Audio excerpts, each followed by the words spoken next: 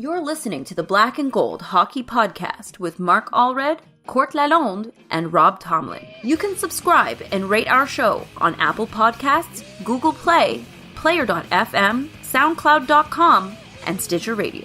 You can help the show financially by going to the blackandgoldhockeyblog.com website and clicking on either the Amazon.com or Fanatics.com banners to the right before shopping online. Now, time to start the Bruins hockey talk from 3 different countries. Enjoy the show.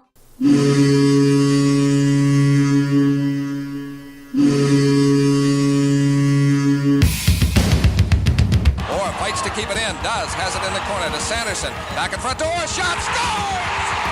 Bobby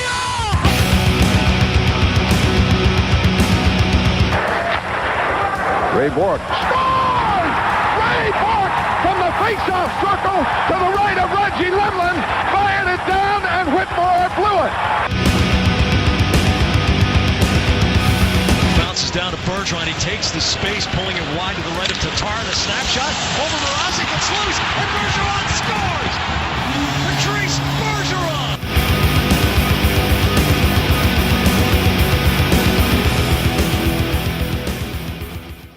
Hey Bruins fans, welcome back for episode 86 of the Black and Gold Hockey Podcast in partnership with Grandstand Sports Network, the best view in sports. We're back for another great show, a lot of topics to cover. Later on in the show, as towards the end, we have my friend Josh from the shippinguptocauseway.com website talking about an hour's worth of prospects. We broke a lot of stuff down, so please stay tuned for that.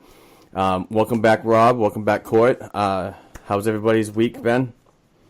Yeah, it's been a good week. Managed to watch some of the Bruins games, so that's always good. Yeah, it's been a great week. We got wins, and I'm in Boston next week. That's all that matters. Yeah, so excited to finally put a face to the voice. So we're all, most of us. I wish Rob could be there, but Kind of lives far. Yeah. We'll be getting together next Saturday for the Chicago Blackhawks game, and maybe a couple drinks after. So that probably will happen. Couple pops. Yeah, that's it. But no, another exciting week of Bruins hockey. Didn't start off the greatest. I have to tell you, the Buffalo Sabres game on Sunday, when the Bruins lost 4-1, was a bit of a disappointment in my opinion, but Buffalo is the team this year that is just absolute kryptonite to us, and there's nothing we can do about it. We're going to have these games from certain teams. They're going to be, the bottom dwelling Eastern Conference teams are going to always play spoilers, and this season it just happens to be Buffalo. And not just to Boston. It's happening to Tampa. Yeah, the very next night, I believe they played together, and they did the same thing to the Tampa Bay Lightning. So it happens all around the league, folks. And there's no need to jump off, but it's the way that they responded. I always like to see the positives, and they came back and on Tuesday night at home in front of the TD Garden crowd and beat the Carolina Hurricanes by the score of 4-3 in overtime, which was, I believe that was, oh no, I'm thinking the wrong game. Who got that overtime goal? McAvoy? Yes. Was that not yes. the game where, no. where he walked in? Yeah, McAvoy was the winner. 100% correction. And Thursday night's game was weird for me because the way it started, I kind of was like, this is not going to be a very good night. But like I said, the way they responded was absolutely amazing. They put up 8 goals against Pittsburgh's 4. Should have been like 12. Yeah, I don't know the exact stats. I don't know the last time the Bruins played an opponent when they had an 8-goal first period. But I do know that it was 8 years ago. 5-goal first period. No, it was 8-3. 8 goals. It was 5-3 in the first. Yeah, 8 goals. Oh, between the two teams. Yes. Sorry. No problem. My bad. But I did look back, and it was 8 years ago that the Bruins did have an 8-goal win. So, bit of a surprise. Nice offense, and also the power play was back on that night, which was good to see. Which disappeared on the road. Yeah. Yeah. And yet again, David Krejci, DeBrusque, and Rick Nash just dominating in the offensive zone that game. Yeah. Absolutely. Great game. Now, I got to ask you guys, because it's Tuukka Rask and, big fan and so on. Did you guys notice that he was off that game? And do you think that it might have anything to do with his, he didn't want to play yesterday or last night? Sorry. Sorry. Go, Rob. Yeah. My bad. Oh, I was going to say, from what I've seen a few people talk about, it seems like he's got the flu. And it's probably a better idea for your backup goaltender who's 100% to play the game instead. But I just think he was off a bit. He did let a couple of ones in that he'll definitely want back. But the team played in front of him, and that's more the story than him having an off night. Right. When your goaltender lets in a couple that he shouldn't have, that's when you need you guys to score. And perfect example is Tampa Bay last night. Andrei Vasilevsky, I think he's called, the goaltender for them. Yep. He's been one of the best goaltenders all year. Had one of the worst nights he's had in a long time last night, and Tampa Bay scored enough goals to win the game. So if one top team in our division can do it, the Bruins can do it as well.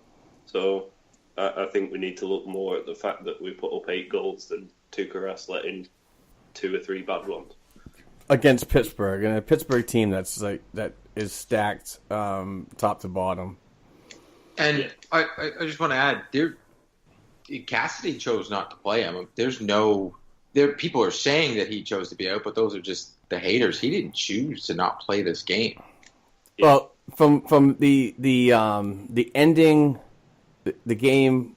I'm sorry, the way the game ended, and the interview with Bruce Cassidy is that Tuukka and coaching staff got together and decided that it just wasn't a go. I just want the fan base to know, 100%, it's the coaching staff choice who plays. Like this phantom thing that fans seem to think that Tuukka doesn't play in certain games. I just want to dispel the monotonous of that comment every time, that it's Cassidy's choice who plays every game. Right. 100%. He can have his gut. I'm sure he probably went to Tuukka and was like, I'm probably going to go with Dobin. And Tuukka was like, okay, yeah, you probably saw my game last game. Because he was totally, he totally said I had a really bad game. He made the joke about he should have been just in the stands. But having a beer. Yeah, in fairness to Cassidy kept him in. I made the comment on Twitter. I would have pulled him. Right. I would have put Hudobin in, and Cassidy left him in the game because, as Cassidy said on many occasions, Tuukka's a starter. It is what it is. I just don't get it. I don't understand. He had a bad game. So did Anderson last night in Toronto. So 2 Vezina goalies had terrible nights last night. Yep. And not one person in Toronto right now is boo-hooing about their goaltender today on the media at all. Shocked. Or saying, as some of our fans say, he pooped his pants or he chose not to play the game. As I said earlier today, grow up, people. You do better. Yeah. Tired of this crap. I'm just tired of the crap. No, I get you. And the Montreal game last night, the Bruins came out and beat them 2-1 in overtime with a Brad Marchand goal in the extra session. And the Bruins swept the season series, which is absolutely fantastic. And I'm so happy to say that. When was the last time they did that? Does anybody know? It's been a while. I couldn't find it. It's been a while. And Montreal has had the number. Montreal has been in the Rask head, or whatever. And it's just not been a very good time between those two teams, especially in the Boston side. But this season, last season, they tied the season. They played I think it was 4 games. They went 2-2. This year they're 4-0, and so I think this is trending the opposite way. So it's good, but there was just a lot of people that said, "Oh, when they found out that Hudobin was getting the start, they just went off the deep end and said that he just doesn't want to play in big games." And it's like you just don't know what's going on. Game. Yeah, I know. I mean, come on, Montreal's right now not even in the playoffs. So it was just kind of maddening. I saw a couple of things, and I kind of went off the deep end on my own little rant on Facebook, and just stop. Enough with it. Accept it. Accept that the team is good right now with him in the goal, and accept that he's one of the biggest parts of this team's success this season. So, well, as Rob, you say, people just like watching it burn, right? Yeah. Oh yeah. Exactly. I mean, these are the type of people you give them $1 million and they're asking why they didn't get $1 million and one. Yeah. Like this is the kind of fandom that I can't stand in any sport. I mean, you support any team on the earth for any sport, and there's those type of guys that are just, oh, this guy can't do this, and blah, he's not worth the money. So you've just got to learn to shut it out, really. And can we say how good of a game Torrey Krug had after McAvoy went down? Torrey Krug stepped in. He played the most, and he had to fill those minutes, and he was phenomenal. That pairing had that one back gap. Wow, he played good. A whole game, bar 30 seconds, with five defensemen against your biggest rival. That's pretty damn good, if you ask me. Yeah, it is. I'm sure we're all just as excited that when Bergeron comes back, we have a 1-2 punch. Oh yeah, yeah, that's better than Tampa. Yeah, exactly. I'll say it right now, better than Tampa. And Tampa has one line. I'm sorry, but how quick is the release of Rick? I haven't seen him shoot like that since his second or third year in the league. Yeah, with Columbus. His release is just unreal. He catches and just fires it straight away. I'm absolutely in love with that guy now. I think if they can re-sign him next year, And Nick Holden is not coming out of the lineup. Right. Yeah. Can't come out of the lineup. I'm sorry for all the Grizz fans, but unless McAvoy is hurt, there's a really good reason they sent him down so he could play in Providence. Yeah. I think they knew. Grizzlick's listed as day-to-day, isn't he? Yeah. So that's a bit of a weird one. Cause, Kevin Miller for a while. Yeah, but I just think Holden did a great job. There were a couple of dodgy passes, don't get me wrong, but I think that's his first game in the lineup, isn't it? That's his second. His pass to Jake Rusk was phenomenal. Oh, yeah, he's got two. Holden's got 2 games played. He's got 2 assists. Yeah, I believe 1 in each. And the pairing of Carlo has changed Carlo's game. Yeah, you definitely see that. Definitely. They play. It's no offense to Torrey Krug. I think that Carlo tries to make up for Krug's offensive prowess when other guys like Kevin Miller and Adam McQuaid just let play their game, and for some reason it throws Carlo off his game when he's playing with Krug. I don't know why. The upcoming week schedule, they play a 3-game set at home. They play the Detroit Red Wings on Tuesday, and Detroit is way out of the playoff picture. They are 13-15-2 on the road. As of right now, they're 4-5-1 in the last 10. So hopefully the Bruins can truck them over. But they could also be that team that's very sneaky and play that Buffalo type of spoiler style game. And then the Thursday game is the Philadelphia Flyers when they come to the TD Garden, and they have been on an absolute tear. They even have a better road record than the home record at 18-10-5. And they're 7-1-2 in their last 10. So yeah, and had that shootout with Tampa. Yeah, cool. Yeah, and That was a back and forth game. I watched a little bit of that. That was crazy. But that's even though it's not a divisional game, that's still a very important game because Philly's really, really good this season. I mean, they got hot lately. They weren't very good at the beginning, but they've been on a tear. Yeah, and I'm there, so I want to win. Exactly. So Court's in the house, so you have to almost guarantee a victory there. Well, I hope so. And then to round out the week, the Chicago Blackhawks come to town for a 1:00 matinee, and I'm wicked pumped about that because I love afternoon games, and especially when I'm going to be in town. So hopefully you get to see a bunch of people that I know. I know Court's going to be there, and others. So in the Chicago Blackhawks, they are out of the playoff picture. They're poo-poo. Yeah. They're poo-poo. Yeah. They're 13, 15-5 on the road and 4-6-0 in the last 10. So hopefully that Who would have called that this year? Not me. Jesus. Not me at all. I wouldn't have seen that coming from a mile away. Mind you, who would have called Pittsburgh being in 13th place right now? Yeah, exactly. This year has been just so weird. Like, so absolutely weird to watch. And I've had a lot more time to watch games this season, and it just feels really strange.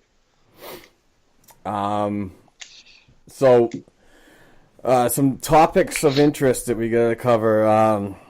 Patrice Bergeron, his injury. I'm from the articles that I'm reading is he blocked a shot. Yes, on he did. Saturday night. In Toronto in the first period. Toronto in the first period. Thank you, Court. So, but he came out like a trooper, like he is and has been in the past, and played the Buffalo game on Sunday afternoon. But then was listed as a fractured right foot and out for 2 weeks. Reevaluated in 2 weeks. Oh, reevaluated in 2 weeks. Okay, I'm sorry. I thought it was. It's okay, yeah, because they did the X-rays in Toronto. And then they did an MRI after the Buffalo game, and that's where they saw the fracture. Okay. So he is going to be out for a little while, and I gotta say I like the response. I don't like injuries at all. Period. It sucks for everybody, but especially Bergeron. Yeah, I mean the guys is just one of the right next to Chara is the team leader and an inspiration on the bench. I was listening to the Behind the B episode this morning, actually, as I was getting some show notes together. And wow, is he just so powerful with his voice on the bench? Just really uplifts everybody when they might be down a little bit, or when they're riding the high. He's just there to keep it going, and he's going to be sorely missed, no doubt. But the way the team's responding without him has been very impressive to me, whether it be the voice from Bruce Cassidy or their internal, love for each other and teamwork, just coming out and making things happen. It's been an inspiration. So, David Krejci. Yeah, David Krejci. Cool. But last night, unfortunately, and I know a lot of Bruins fans already know this, regardless of when you listen, Charlie McAvoy was 30 seconds into his the start of the game and was injured. So this one was weird for me. I mean, we did talk about this on the off-air show. It didn't look that bad, but when you look at other angles, I don't think it was a slash, right, Court? Yeah, so Colin Beswick, friend of the show, he originally tweeted the first angle, which was what you could see from, I guess, you guys had a Nesson feed? Yeah. Am I correct? The CBC feed had a totally different angle, so the camera was on the other side. So when that stick came down, it did not actually touch McAvoy's foot. He did 100% trip him. Like, there should have been a tripping call. There was he definitely meant to trip him. because he's looking right at him when he did it. From the other angle, because Colin actually put a bunch of tweets out and put a bunch of different angles out, there's a hit right before it happens over in the side, over in the corner. It looks weird when he comes across. It looks like he's laboring one of his legs, like either his groin or it's weird. Like he comes off a little slow, and then he just comes into that huddle and gets tripped real easily. And then when he's coming off, Rob, you said that you saw something in the upper body, but I thought I was seeing lower. It looked like one side of his body his right side was down. Yeah, well, he had one of his hands down by his side. Like looked like it was either his shoulder was out or something, or he was trying to like take the weight off one of his legs. You know, when you like put your shoulder down to take the weight off. He could like that. So he could have tore his groin muscle, or it's 100% weird, as we were all saying before. It's weird. The way he went down as well, like it wasn't like the trip wasn't enough to take him down. I don't think. I think it's more something was hurting him and he's gone down. Yeah, it looked like it was just anything was going to take him down. Like I said, my suggestion to both of you, because Colin, I think it was either the first thing this morning or very late last night, he put out this other view. And fans of the show, check him out on Twitter. He actually he'll tape the game on his phone and then put out all the goals. It's phenomenal and all the plays that everybody wants to talk about. And when he goes into the boards and this hit comes off to the side, he looks to be laboring a bit when he comes back into the play there. Yeah, Colin's definitely a good follow and a good read on StanleyCupOfChowder.com. Yeah, I commented on someone's tweet the other day as well when they were talking about Bergeron being out, and I said this is the best time for short-term injuries when you 100% guaranteed playoff and you've just got these few weeks for rest. Mm-hmm. Like, as long as they come back before the playoffs start, like, you want them to have a week before the playoff starts where they get some game time. But I'd rather someone get injured now than, like, just going into the playoffs. Yeah, 100%. Yeah. Well, think about it. Last year, all our injuries happened in the last week, right? Yeah. It's sad to say. All of them happening in the beginning of March. I'm like, I'm okay with that. And we have the depth that everybody complained about that we got that is actually turning out to be a godsend. So once again, Rob, you can say you're Sweeneyus. Sweeneyus. Yeah. He is an absolute genius, though. Yeah. Like, I mean, I watched the clip of Behind the Bee. I haven't watched the whole episode yet, which is kind of disappointing. But when he's talking about Wingles and he says the guys played on the top line, yeah, they haven't done well, but he's played them minutes and he's played the penalty kill. And I've seen, like, he's been on Hits of the Week on Sportsnet so many times because his forecheck is relentless. So, like, seeing these deals coming through, they're the kind of deals that, in my head, I would make as, like, someone looking for depth and a top six winger. Like, they were the perfect guys to get. You look at the other guys that were available, Evander Kane over Nash, no. Like, who else went? Thomas Tatar went for a first, a second, and a third over Nash, which was a first, and Spooner, who was going anyway. Who has played well in New York, but good for him. Oh, yeah. He didn't fit in the team anymore. But the thing is, it's a different system. People are going to, like, remember that. Yeah. I always see people go, oh, well, now he's doing well there, and he could have done that here, and blah, blah, blah. No. He's got different line mates. He's got Nemestikov, is it? From Nemestikov. He's got him on his wing, who has been really good all season. Like, he's got plenty of talent around him, and he's been given the freedom to play however he wants because that team is not making the playoffs. And also, it was a hockey trade. Yeah, it was. And when you think about it, Bolesky's not there. It's just Spooner and pieces for Nash. The hockey trade. Right. But you moved Bolesky and Spooner, and now you've got enough cap space to re-sign the guy next year. So maybe it's not just a rental. And it's revitalized Krejci for the fact that, like, Jake DeBrusk, I'm going to keep touting this. I think the kid is a stud. I think he's going to be a great future with this organization, and he is the young Rick Nash.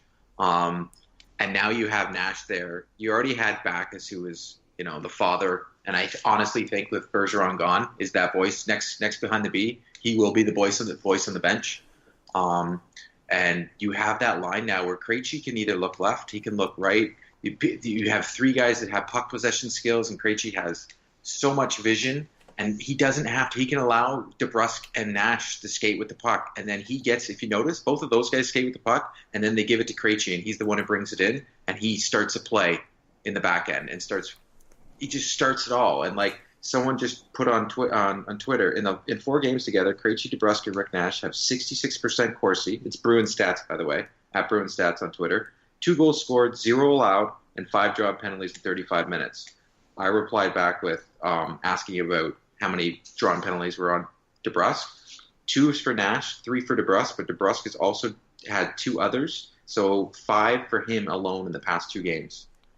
Drawn penalties. That line is not just scoring; they're getting power play chances for the team, just because of how they have puck possession skills and what they're doing, because they're keeping the puck in the other team's zone, and when that happens, penalties happen.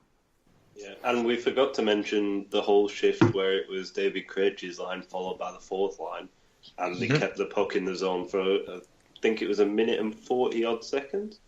And also Chara put his fist through somebody's face at the end of a 2.5 minute shift. I'm sorry, we just hadn't talked about it.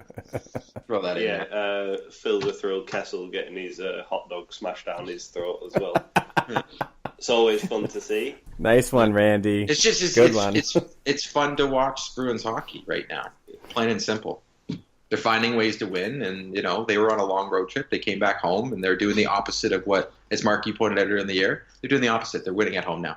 Yeah, of last year. Yeah, where home in previous seasons was just it wasn't happening, and season ticket holders were spouting off that why should we pay ridiculous prices that keep going up every year if the team's not producing at home? And I can understand that, but it's so good to have them play in front of their home team, their home crowd this season, and playing so well.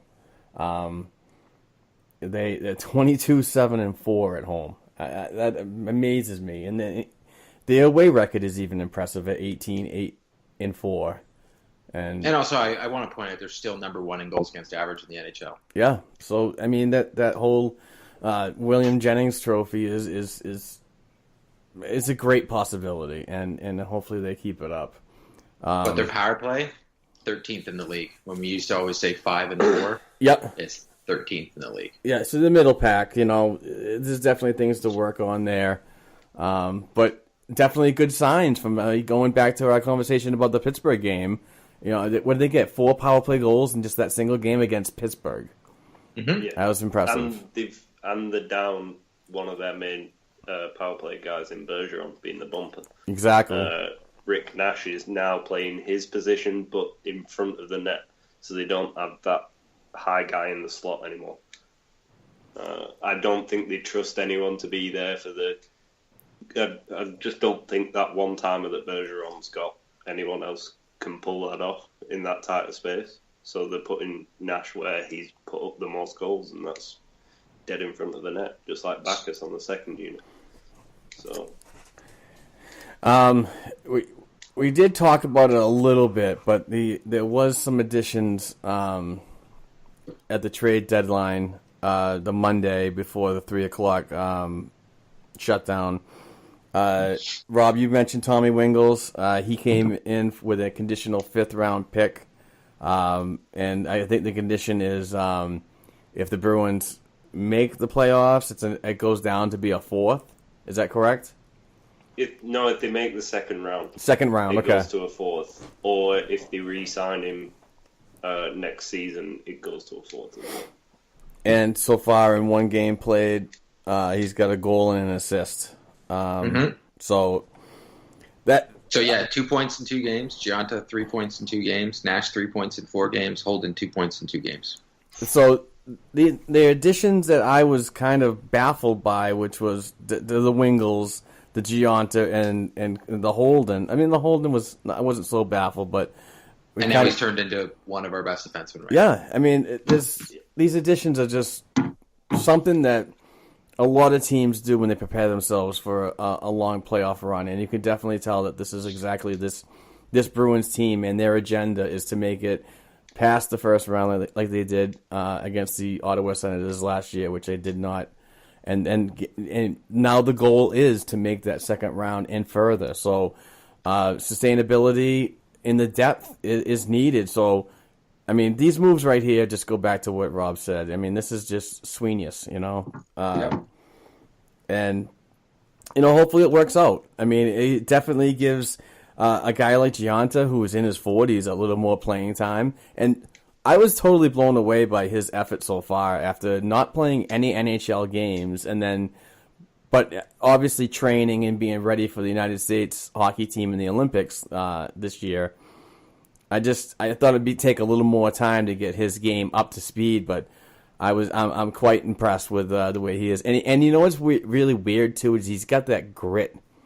You know, I mean, he was giving it to his old teammates in Montreal last night, and it was really good to see. So yeah, who would have thought at the end of the game, Marchand scores the game winner with Krug and Gianta on the ice with him? Yeah, right. Yeah. Did you see he went to tip a shot and the goalie saved it with his glove. Gianta gave him a tap in the glove because he didn't see him glove it, and everything just went bad. Yeah, that Petrie came over and just attacked him, and then here comes.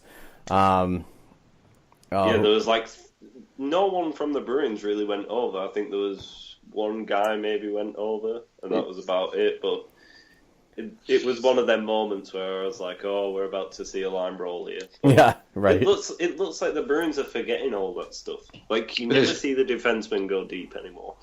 I like that. You limiting the roughing calls. So I think they're doing a really good job of staying away from them dumb penalties this year. Yeah, and they're also doing a better job of getting in front of the goalie now. Now, when you think about it, you got Nash, who always loves to be a pest in front of the net, and he also loves being a pest in the corner. Like his control with the puck is phenomenal. And then you have Backes, that I honestly think when Bergeron's back, Nat Heinen and Backes' game will step up again. I think that line is missing playing together, unfortunately, for them. And then you have the top unit where Pasternak guy could have had a hat trick last night. Oh, but it was good to see him keep shooting. Yeah. There's games where he's done that and then he's gone, I'm going to pass the puck from now on. My game's not there, but he just kept firing and firing. But him and Marchand got a little fancy in the first period, and that's why I think he started shooting, because they got way too fancy, the two of them. Yeah. It was like, just put the puck on the net, guys. Just shoot the puck. It was good hockey to watch last night. Like, we see those games where they play teams that aren't in the playoffs, in the playoff picture anyway. And like they just seem to play down to them and kind of give it up. But last night they kept going and going. And like you said, it could have been like 9-2, like easily, like 9-1. But it was just not their game for scoring goals. Yeah, if they hit the net, I mean, how many times did they hit high glass last night? It was crazy. I'm like, I mean, Niemi, you got to give a little credit to Niemi. I mean, he did play okay and he covered pretty good, but a lot of those shots that were taken, like Krug, Marchand, Pasternak, those guys were really gripping that stick just a little too tight, and there were holes. I watched a little bit of the video this morning. There were holes that Niemi was completely given up, that if it wasn't high glass, that was going in the net. Yeah. So, and there's games like that where you just wish they'd start shooting low, and like it's one of them things. And the thing that I really like about Nash is he picks his spots. Like when you see him shoot, he doesn't go for the same place all the time. A lot of players, they'll go top glove or they like going top blocker, but he'll just pick different areas wherever it seems to be open. He goes for it, and I think a few other players are starting to do that as well. The shooting's really come along since the start of the season. And he seems to already be part of the team. You know, like it's funny when everybody got a little worried about messing with the chemistry, and I was one of them. It seems, even from watching that Behind the B, and Rob was alluding to it earlier, the way Sweeney was picking these guys, and Wiggles for that matter, was all about his leadership and not messing with the chemistry, that these guys will be able to come in and be totally fine. Like Rick Nash, you think about it, he already knew Marchand and Bergeron. He already knew these guys. So him coming in just became easy. And also him looking at the camera during interviews is hilarious. Yeah, it is. Those bright. He's got those big blue, big eyes, and he's just like really. He's living the moment. He really is. Yeah, he's having fun. Yeah, that's the best part about it. Someone put on Twitter, it looks like Rick Nash has had his eyebrows done. Because so many times when he's looking at it, it looks like he's trying to look at his own reflection. But it's good. The guys they brought in were character. And that's they brought in Rick Nash, who's a goal scorer, and he's proven everybody wrong. He's come in and been phenomenal.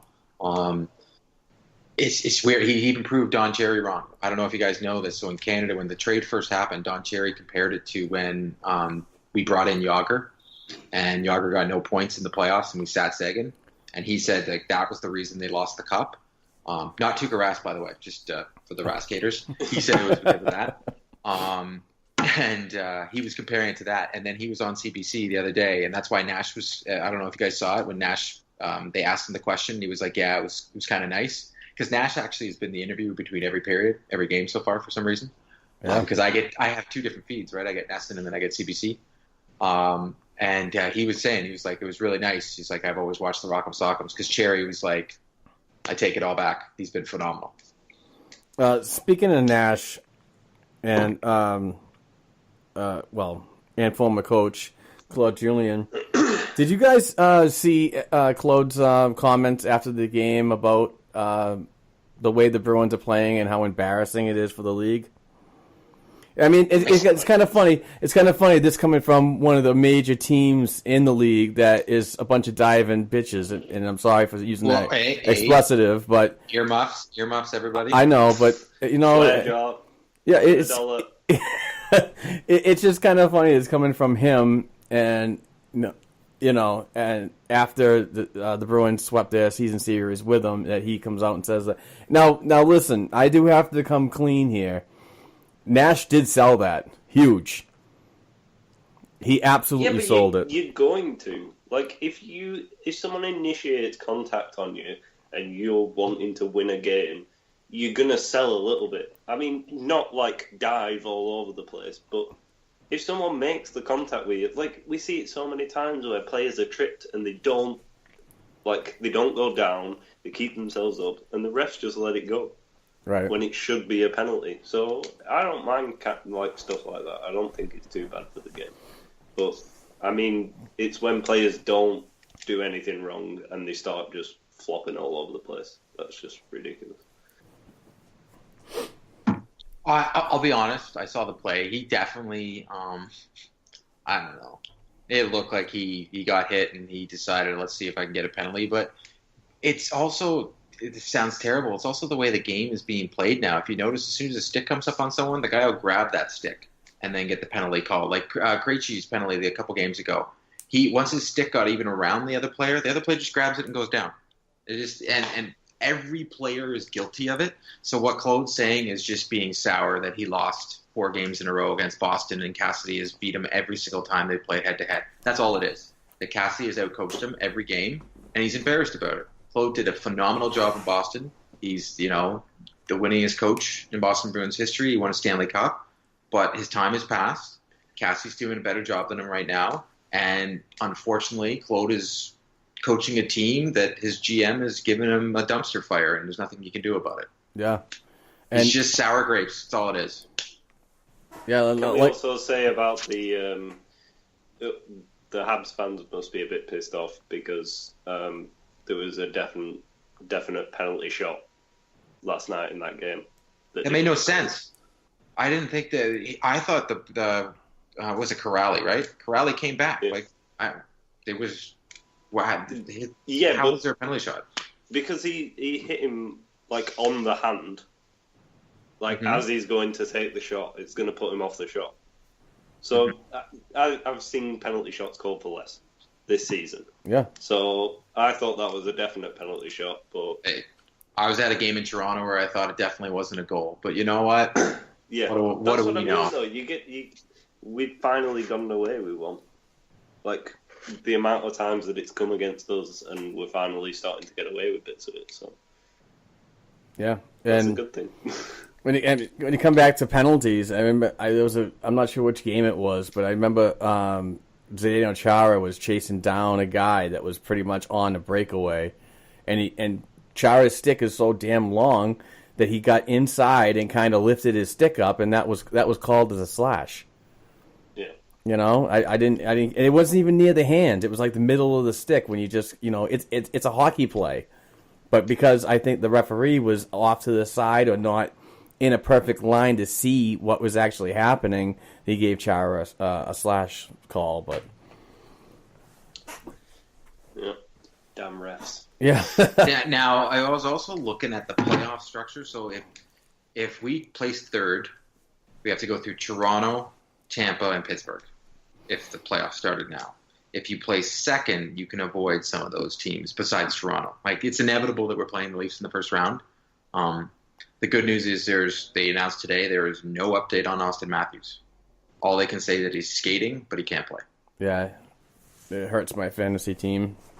Which Rob kicked the shit out of me last week. Hey, twice Another today. dollar. Yeah, like you're on fire today. Sorry. Watch it with the language. I know. I'm sorry. We are. Respectable We, podcast. To be fair, exactly. I'm kicking everyone's ass in that. Oh, jeez. Seriously with this stuff. That's not cussing. That isn't. It is. You're not talking about a donkey here. I So was. no. Oh, that's animal abuse. No. Peter. Yeah. What else do we got? You know what I really wanted to talk about was the play of Noel Acciari.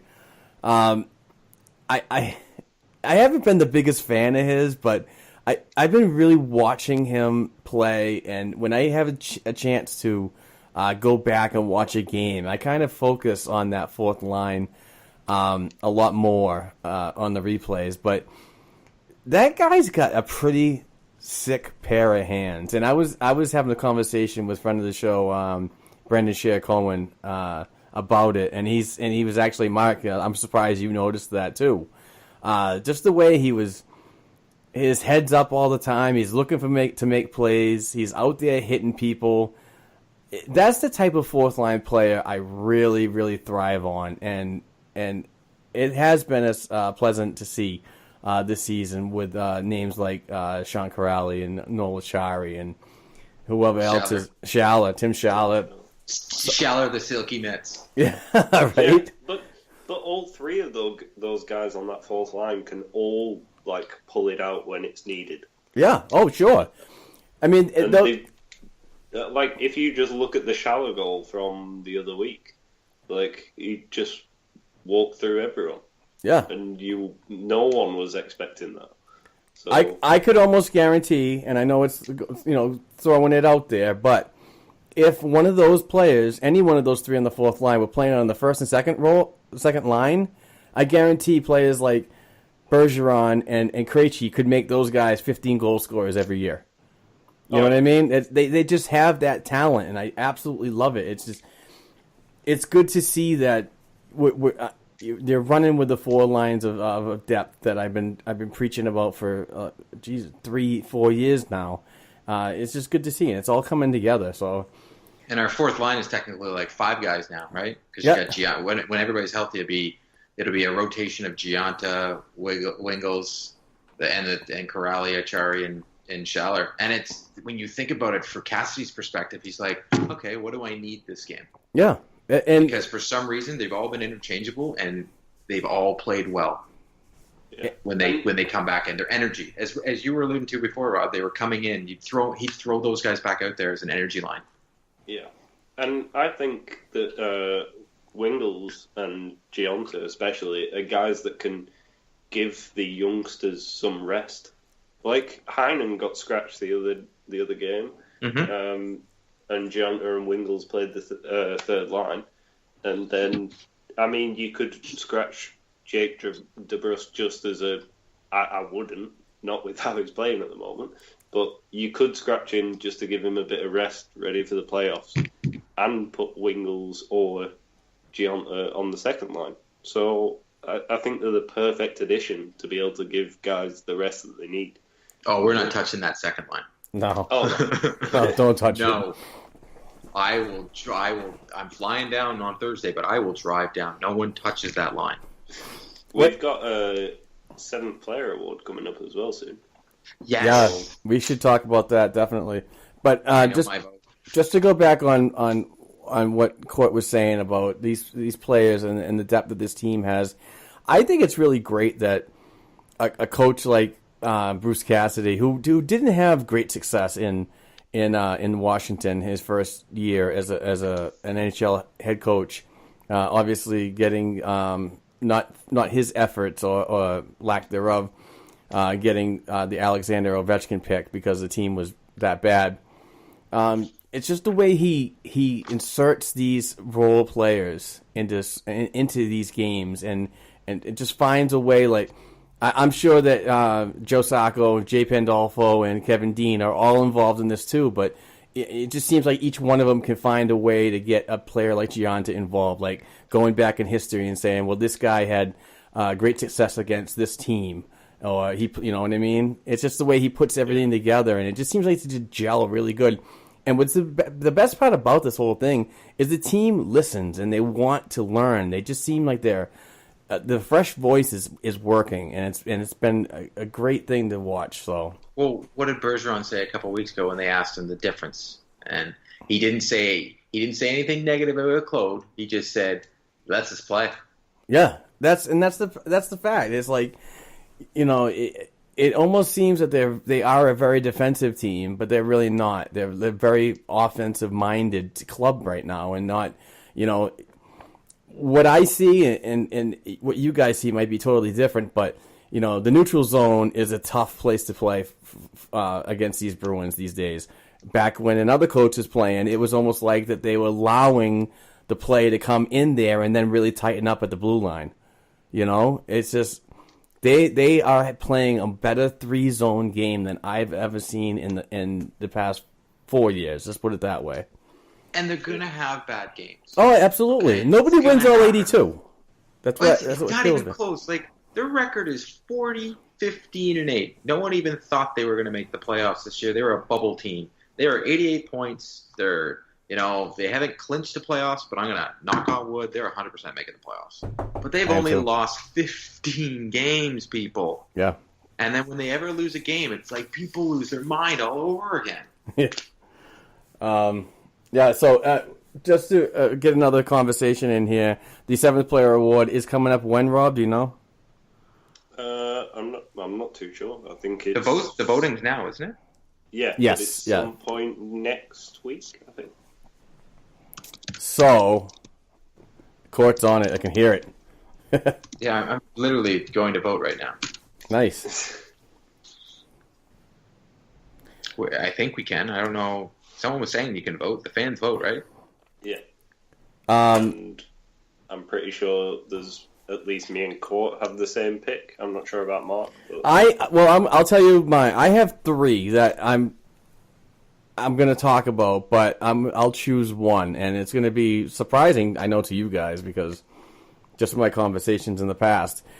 Jake DeBrusk's got to be one of them. First year. Yes, that's my pick.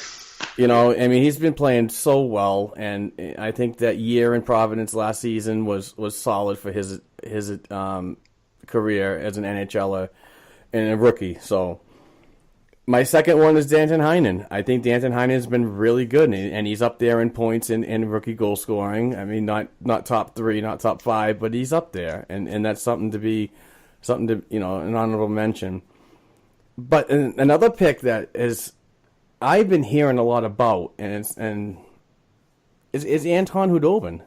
I think that the supporting role that he's been doing this season has been absolutely amazing, and it looks like he's going to continue. I mean, we got every other day games in the month of March, so for him to really step up and give Tuukka that rest that we're going to need for that potential playoff run is going to be huge on his part. So I'd have to give him a candidacy too. But if I did have to come down to a pick, Jake DeBrusk is my guy. Yeah, that's the same for me and Court.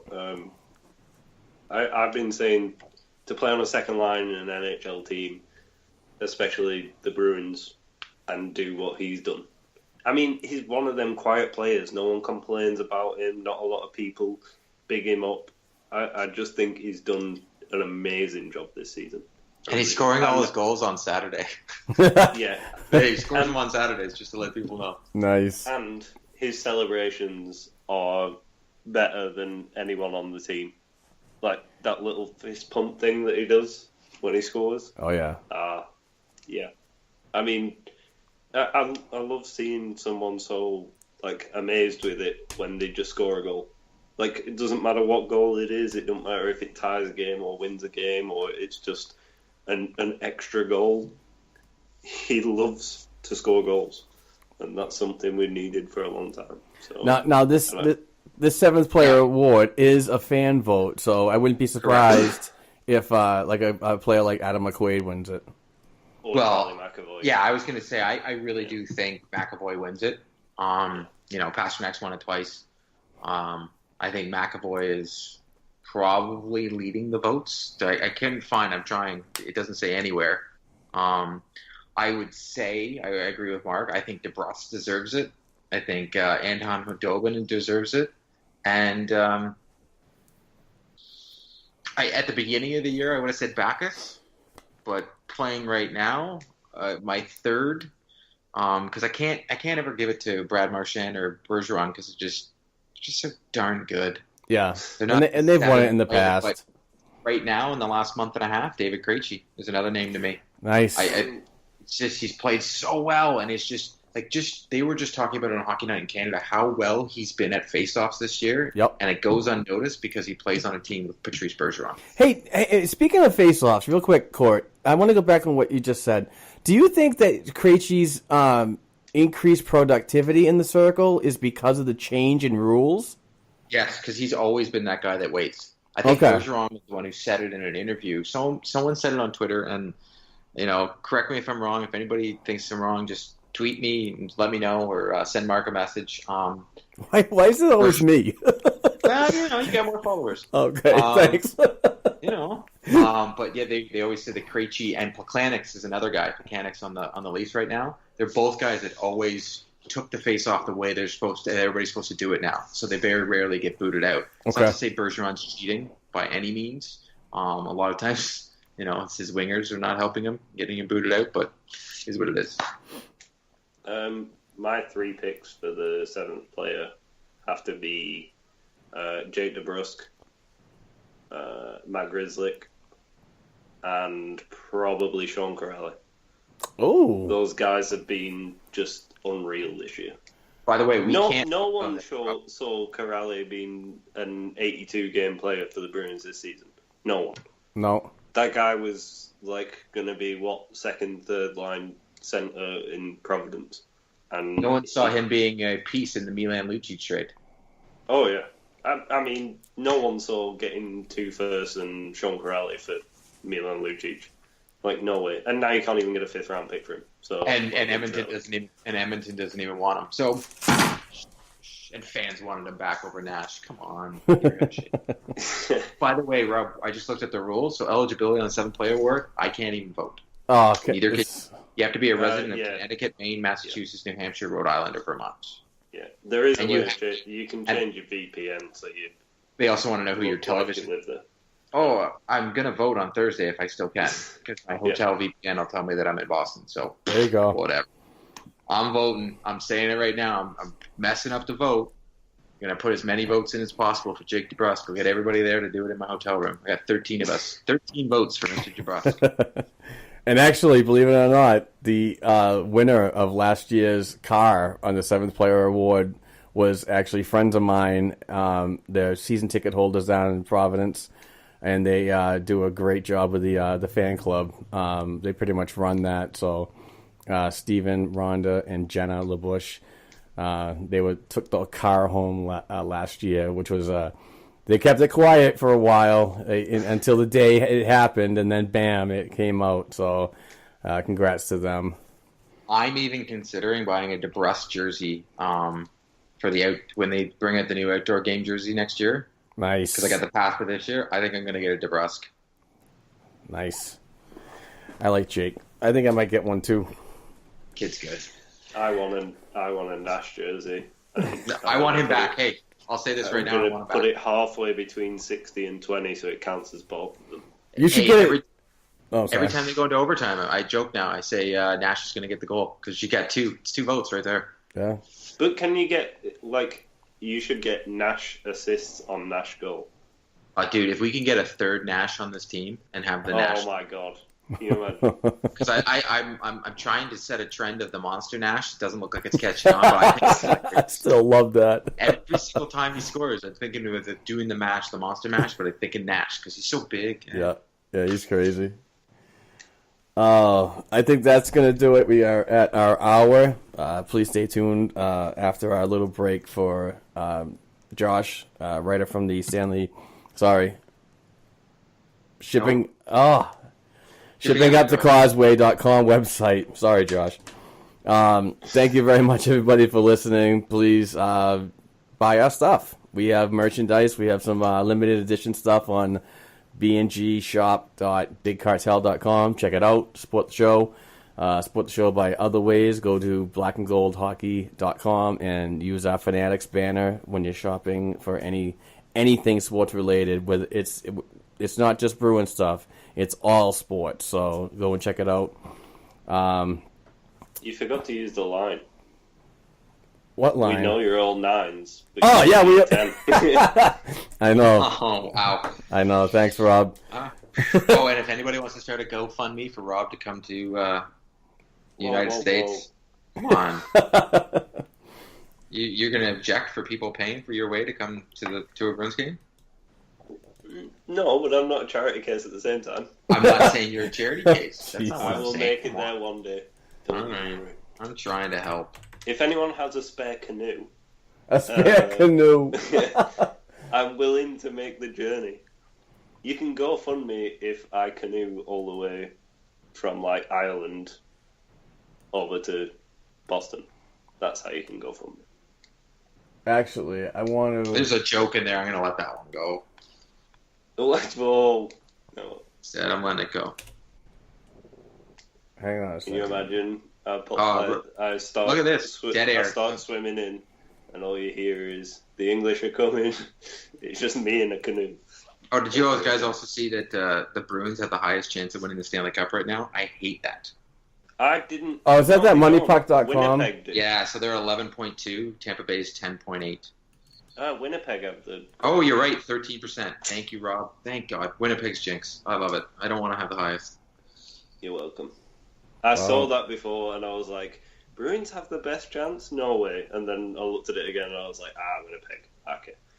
Makes sense. Vegas is slowly losing that chance. They haven't been playing well lately. Although Vasilevsky's not been looking good in the past couple of games. Gotta say that. Real quick, I want to get to these because I keep forgetting. We do have some iTunes reviews, and they're all positive. One, if you're a hockey fan and a particular Bruins fan, this is the podcast you need. Intelligent conversations regarding the Bruins without jokes that aren't funny or stupid sound effects. I like that one. That was from... But they said intelligent conversation. That was from Right D 27. Thank you, Right D. This is These Guys Know Their Bees. This is from Mad Dog 420. Rob, yeah, I like them already. Rob, Court, and Mark bring you weekly Bruins news and prospect talk. I listen to a lot of hockey podcasts and a handful of Bruins specific ones that oh wow, wait a minute. My eyes are bad. I'm going blind. I was going to say Grammarly, no. It brings as much depth to Bruins coverage as these guys at Black and Gold. Thank you very much, Mad Dogs. This is Jonesy22. Just became a subscriber of the podcast. It is as solid as it comes when breaking down what's going on with their favorite team, the Boston Bruins. Informative, solid hosts, and solid guests. Check it out. Thank you, Jonesy22. I can't even read this. Renst 000, outstanding for Bruins fans. Mark, Rob, Mark Robin, especially Court Lalonde, the most Canadian name ever. Bring the best analysis of the Boston Bruins you could ask for. Their different continents come together and to break down the roster, schedule, and recap from the past week's games. Plus, Mark always has some good, solid guests on the AHL and other leagues and the prospects. So must subscribe. So thank you, everybody, for those great comments and reviews. So it's pretty badass. We haven't had any questions in a while, so hopefully some guys can start giving us. Well, I really want to get back into the mailbag, but people aren't really following along, so I just stopped posting for a while so I can get caught up on other things. So we'll bring it back. Even on Twitter, anything. If you want to give us a question, we're happy to answer it. Yeah, we normally record our show on Sunday, so if you want to shout out, throw us a question before then, we'll try to get it on for you. All right, boys. Thank you very much. Thank you, everybody, for listening. We'll be back next week. We'll be -1 next week, so... That'd be me, yeah. I won't be here. Court will be in Boston, so we'll try to schedule another guest to fill in the slack, maybe, per se. Just all right. That was my funny fail, I guess. All right, everybody. I'll talk to you soon, and please stay tuned for my friend Josh and shippinguptocauseway.com writer. Passion, talent, development. NCAA hockey offers all that, and its players graduate at a 90% rate. Nick Bukestad. Backhand scores! Wow, what a goal! David Backus. And Zach Parisi were stars on campus before the NHL stage. Whether you are a fan or a player, nothing compares to college hockey. Visit collegehockeyinc.com and follow @collegehockey. Champions of the college hockey world! Puck gets under the skate of Nicky Petty, and Jack Studnicka, shorthanded breakaway, scores! Tucks it in underneath Cole Ceci, and it's a 1-0 Oshawa lead. Now McLeod mishandles, and Donato tries to make a pay. Here's Donato. In deep, Ryan Donato curls and scores! A highlight reel goal for Ryan Donato. To make something happen. Goes to his left, in front, and that's Trent Frederick on the one-time redirect. Frederick with his 4th, and Team USA now up 8-2.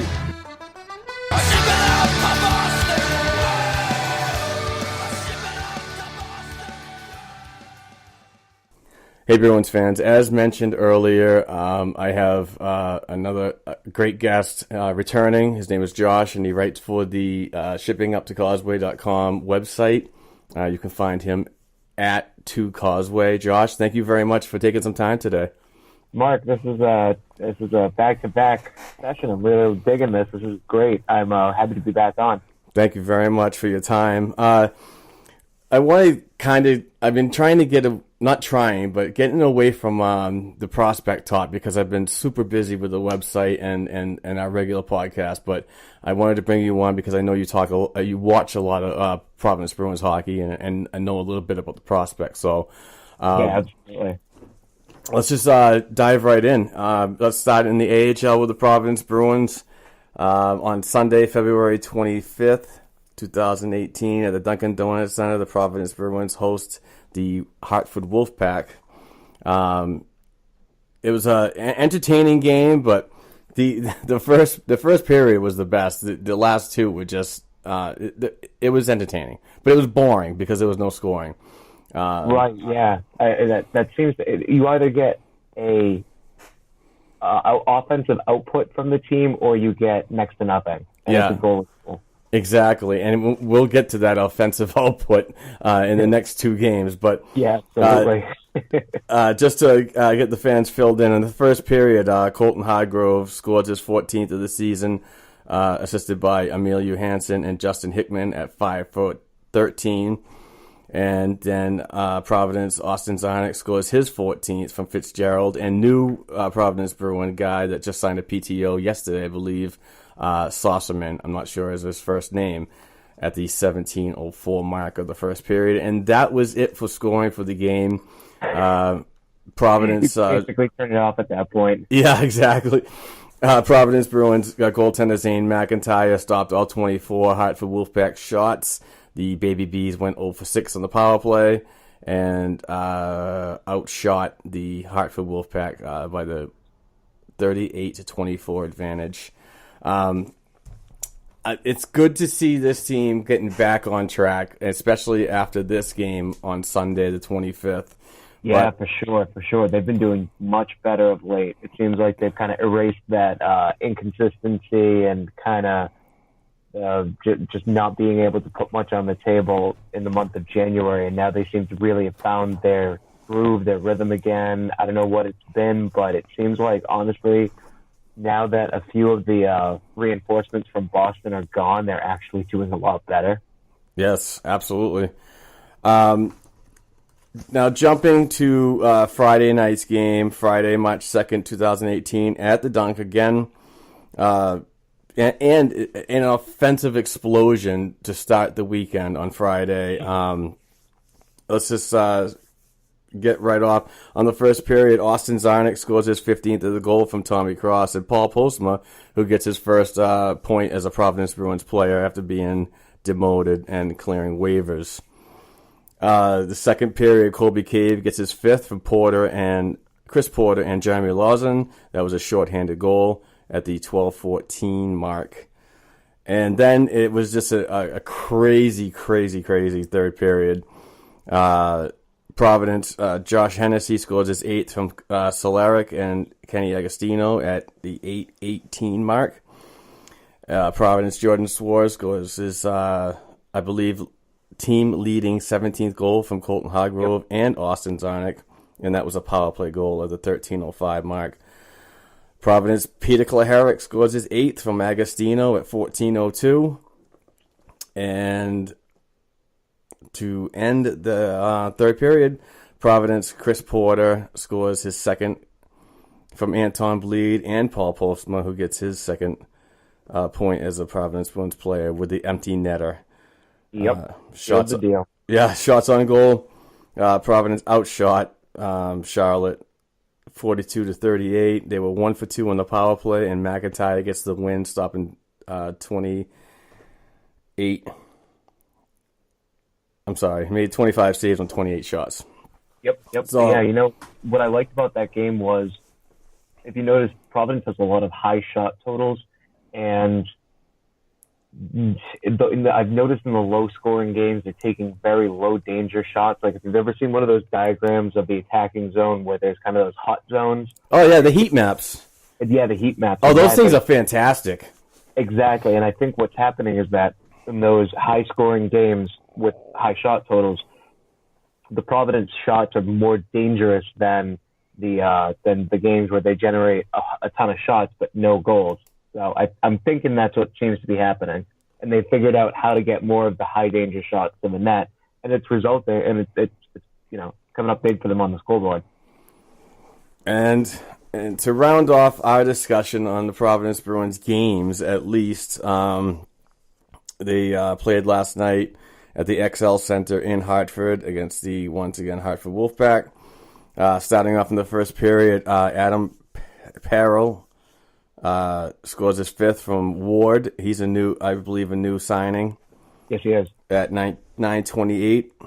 And Zach Senishin scored his 8th from Tommy Cross and Colby Cave at 11:49. Second period, Peter Solaric scores his 9th from Chris Breen and Kenny Agostino at 9:41. And the third period, again, the second game in a row that this team has just been explosive and puts these teams away. The third period seems to be their best period historically this season. I wish I had some more concrete stats in front of me, but I know that when I'm watching AHL Live, the announcers will go on and on about how the third period is usually Providence's best, and that's exactly what you said, right, where they put teams away and seal the deal. Let's break this down right now, and I got some stats from the media package that I got.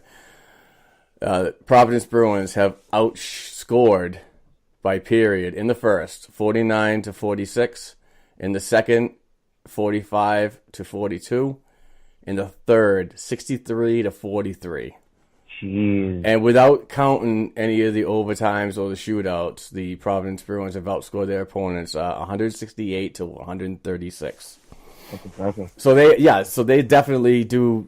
When they see that the game is like kind of going downhill a little bit, even though they might have the lead, they really ramp it up in the third period. And I believe that is definitely, you have to give credit to first-year coach Jay Leach. Absolutely, yeah. We don't know what goes on behind closed doors in the locker room, but there's obviously some kind of inspirational speech that he gives and really motivates his team. So he knows a lot how to push the right buttons for sure. Oh yeah, absolutely. You can see it. You can see like when they're down, when they're kind of out of it. There have been times when they go into the locker room and then they come out, and you wonder if it's the same team that's taking the ice as it was before. I mean, it's absolutely amazing how he gets them to turn around.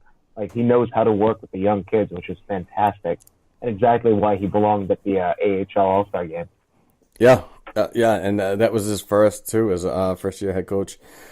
Just to get back to this game, shots on goal were 33-33, so it was tied. The power play 0-for-1 for the Baby Bees, and Jordan Bennington with the win, making 31 saves on 33 shots. He had a shutout going till about midway through the third period, too, which is pretty impressive. I know. Jordan Bennington's actually been kind of slipping of late, but that game kind of reset everything in my mind. Like, that was a good, solid, commanding win that kind of restored my confidence in him a bit. Yeah, I've been pleasantly surprised by the way he's really taken this role on this Providence Bruins team as a player that's not even a Bruins prospect. He's on loan from the St. Louis Blues organization, and has got some really good numbers this year. And you're right, I have noticed that he has been slipping a little bit. But if you look on the other side of the coin, in Zane McIntyre, Zane's been playing well as of late, but has been very streaky in the past. And his numbers this season don't reflect any of what he did last season as his best career AHL year. So I think with McIntyre, it's just kind of a sophomore slump. Like, now he's kind of into the grind. Like, he knows that he is almost too good for the AHL, but not quite ready yet for the NHL. So he's trying to figure out how to overcome that plateau, and maybe that's what the season's all about for him. Yeah. So to get up to date right now, the Providence Bruins are in third place in the Atlantic Division. They're in fifth place in the Eastern Conference. In 57 games played, they have a 34-18-3-2 record with 73 points. They're currently on a 3-game winning streak. They're 7-2-0-1 in the last 10 games, and the next game is this afternoon at 3:05 at the Dunk against the Springfield Thunderbirds, where Providence has a 4-5-1-1 record this season. These two teams play just way too much for me. I'm talking about the Springfield Thunderbirds. I mean, yep. I wrote an article earlier this year, before the season started. Actually, I believe it was during the off season when the AHL released their season 2017-18 season schedule, and you play Hartford 12 times, you play Springfield 12 times. It's just, there's a lot of hockey, and for two teams that see each other so much, you'd think the Providence Bruins would have an upper hand because you know these teams and their weaknesses and what they expose. But Springfield has been kind of a thorn in this team's side as of late in this season. Them and the Bridgeport Sound Tigers seem to just have the beat Bruins numbers for whatever reason, and I can't figure it out. I mean, the one thing I can suggest is that if you kind of play a 1-3-1 trap style game against the P Bruins, they don't know what to do with themselves. You just watch them kind of like they can't make a clean zone entry. They can't carry it effectively. So I'm thinking that maybe Bridgeport and Springfield employ kind of that trap style game, or they can switch into that trap style game, maybe from doing like a 1-2-2 into a 1-3-1, and they just gum up the neutral zone. And for whatever reason, I can't figure it out, Mark. The P Bruins just cannot get over that. They cannot get over playing a team playing the trap against them. Yeah, it's kind Kind of reminds me of what happened in the playoffs between the Bruins and the Ottawa Senators last year. Exactly, yeah. You need that good first pass, and you need to recognize the geometry and break through it. Because once you understand what you're playing against, it's actually kind of easy to get around the 1-3-1. I mean, it's not like it's rocket science. It's one guy, three guys, one guy. All you need to do is just figure out the geometry, figure out how to make that correct pass around that kind of wall of guys, and you're pretty much good, because it's just such a lazy system, and you need the right guys for it. So I feel like Providence has enough weapons that once they get into the offensive zone, they're fine. A couple of questions before we move on to the East Coast Hockey League and talk about Dan Vladar. Paul Postma, how do you? I thought he played well as an NHL veteran, making the demotion to Providence. But I'm curious on what your thoughts is as a veteran and now a guy with experience and a little bit of leadership. Your thoughts on his game? I like it because, first of all, I mean, it actually helps out the P Bruins in a big way, because I think we talked about the last time that they're very heavy on left-handed defensemen. So Paul Postma is a right-shot defenseman, which we only have two of, including him, and now actually I think one, because Connor Clifton got injured in the game against Charlotte. So it helps from a technical standpoint, but I think he brings a lot of just sound, solid advice. And he's been in the the NHL a couple of years now, so he can help out the kids like Rauzon, like Zaboral, kind of put their game together and figure out what they'll need to do to make that jump to the NHL. So I think his experience is a huge boost to the team, and I like the way he's been playing. If you watched him, especially just trying to think in my head, on Friday night, he had a lot of good looks. He just knew where to be more sooner, for lack of a better term. He just knew where to be instinctively on the ice than some of the kids did. So I'm really hoping that he imparts that technical knowledge to them, and that they figure out what they'll need to jump to the NHL level. Yeah, just reading up on this, Jakob Forsbacka-Karlsson missed his first game of the season on Friday due to an injury, and him and Jakob Zboril are not expected to play at all this weekend. That could be an issue, especially up the middle with JFK, the way he's been playing this season, and on the back end. And I don't give a crap what people say. There's so many. The narrative of defensemen scoring in the developing leagues is just asinine to me. Exactly. You don't have to lead the league in points as a defenseman to be good or a bust in the draft. Jakob Zboril plays a very sound game. He's not a very offensive defenseman. He's not going to get all of these goals, but he's going to be a shutdown type of guy.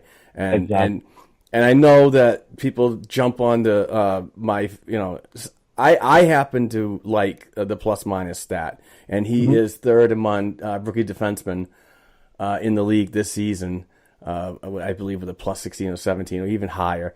But you know what that does? It tells me that he's doing the right things on the ice as a team, as a line, as a group. So, and if you look at the line combinations, generally he's top pairing almost all the time.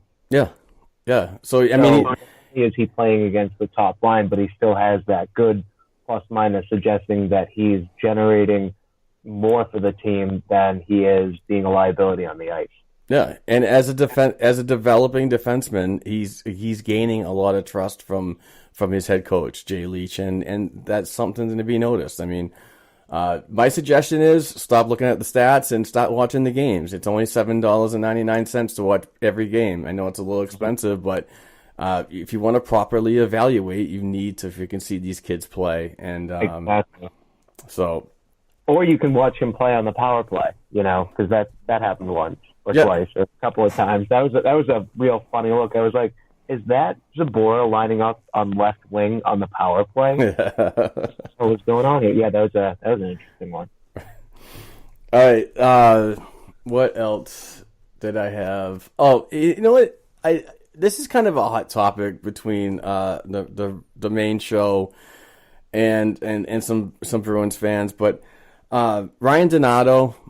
Oh yeah, please don't do anything stupid and burn a year off his ELC just because we think that we need him. He, at the very least, I hope that he signs an ATO with Providence, plays in the playoffs, gets the kind of knowledge of the system down, and then we'll reevaluate him come development camp time, because while his Olympic performance was great, he's not ready for the NHL. He's got an NHL shot, but remember my toolbox analogy. He's got the tools. He just needs to know how to use them better. Yeah, and my biggest thing is what you just said was all spot on for me, and I totally agree with that. I believe that he should start in Providence and finish the season out there if he does, in fact, sign. There's the other option that he goes back to school and finishes his senior year, which I am not against. Oh, yeah, absolutely. Further development in the NCAA is not a bad thing, but so many people freak out that he's going to do the Jimmy Vesey thing, you know, and that's no way. This kid's father was a Boston Bruins player for a short time. He grew up in the area. I believe, was born in Scituate, so he bleeds black and gold. You would not do something like that. Absolutely not. Right. I understand the VC situation, but no, I mean, that's kind of the exception to the rule. I mean, somebody does it once and everybody starts freaking out, but no, that not everybody is, I don't want to speak ill of people, but not everybody is a piece of work, if you know what I'm saying. Exactly. See, my biggest thing is the urgency to bring him to the NHL after what he did at Harvard and the Olympics is just a little premature to me. And the other thing is like, I don't know, maybe it's just me, but I kind of have want to go with the faith of who got you to be successful this season and believe in those players.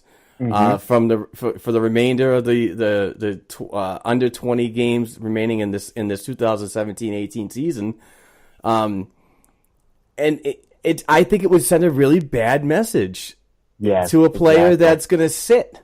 Like, this kid has no NHL experience, but I've got 30 or 50 games under my belt. I'm being scratched in favor of him. Like, what kind of a message does that send in the room? Exactly. So, if the Bruins weren't in a playoff picture right now, and they wanted to get him in and get some experience, I could see that. But for sure. But yeah, if we're riding this amazing run that they've been on since I want to say November, why would you do that? Why would you mess up the chemistry now? I mean, I'm even a little wary of ruining the chemistry that they had kind of with Spooner in the lineup, but though we now see that the additions made at the trade deadline are paying dividends. Oh my God, yeah. It's been crazy.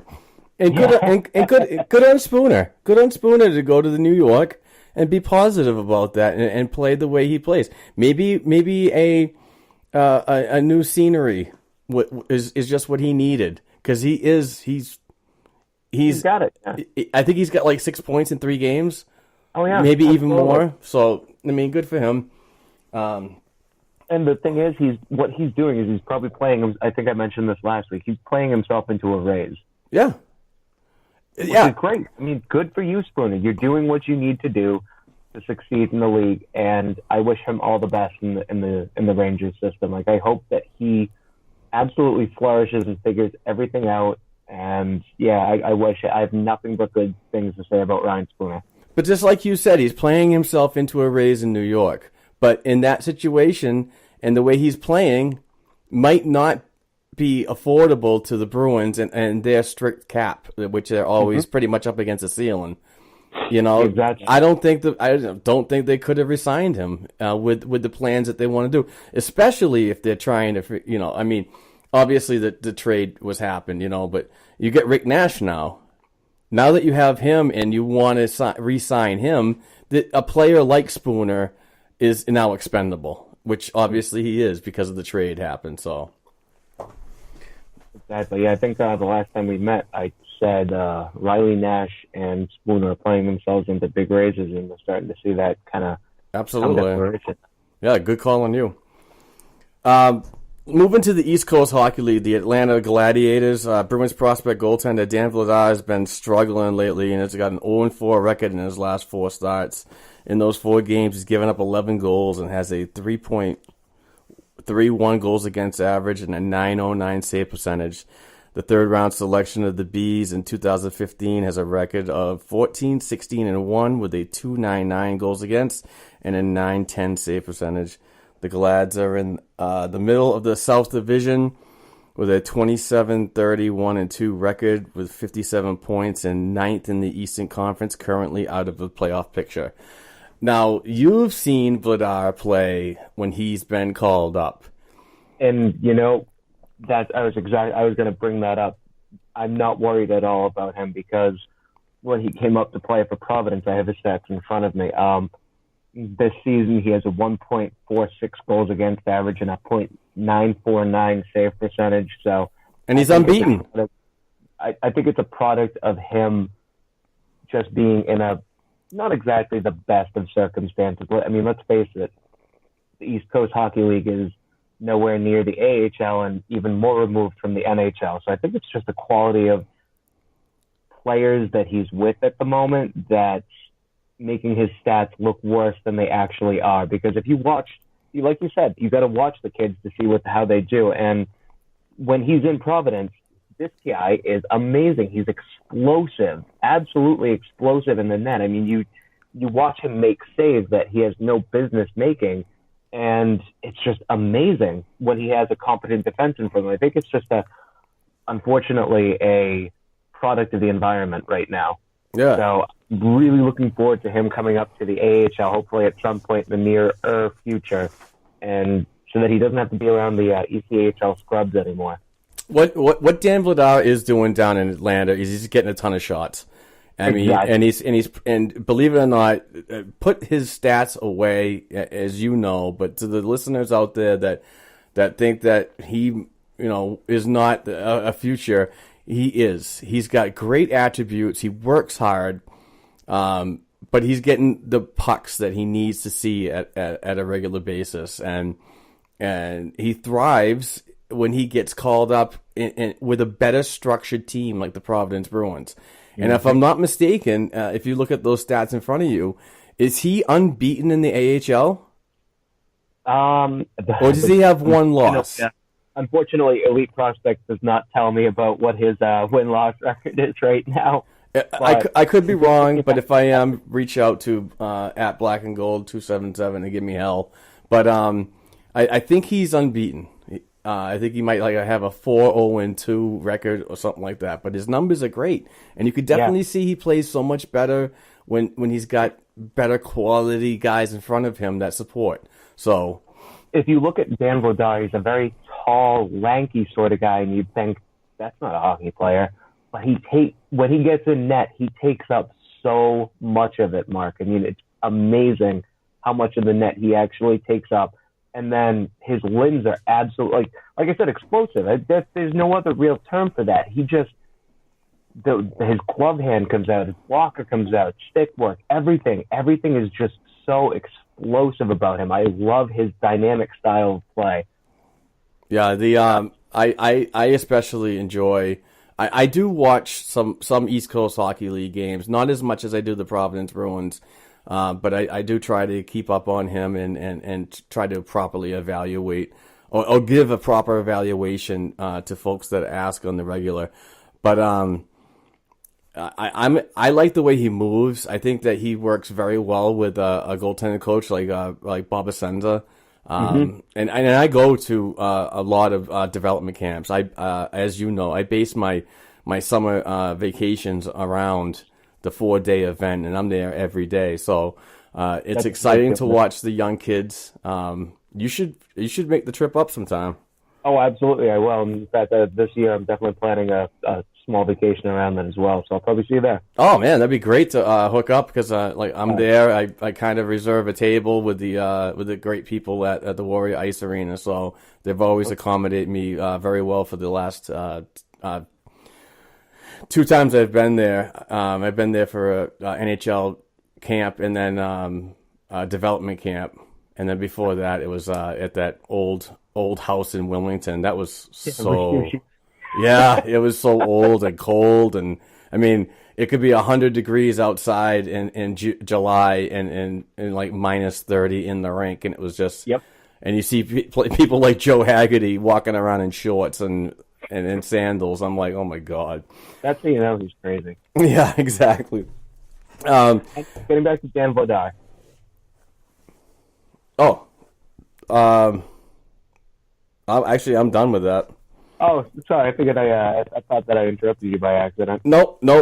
I just I look forward to seeing him. I believe. I don't think Jordan Binnington's gonna be around next season, so I think that a player like Vladar could easily go right into the AHL. So, I think what we might see from him is like remember when we had Subban and McIntyre? We had like a 1A and 1B tandem. Yep. They got about the same number of starts, but there wasn't no real true to form backup. It was a 1A, 1B situation. They both kind of just took the reins. It was like a carriage drawn by 2 horses. Yeah, and that's one thing that fans just don't understand. They think that Zane McIntyre is the starter. And it's like, well, if you look at the numbers, they're pretty comparable as in the games played.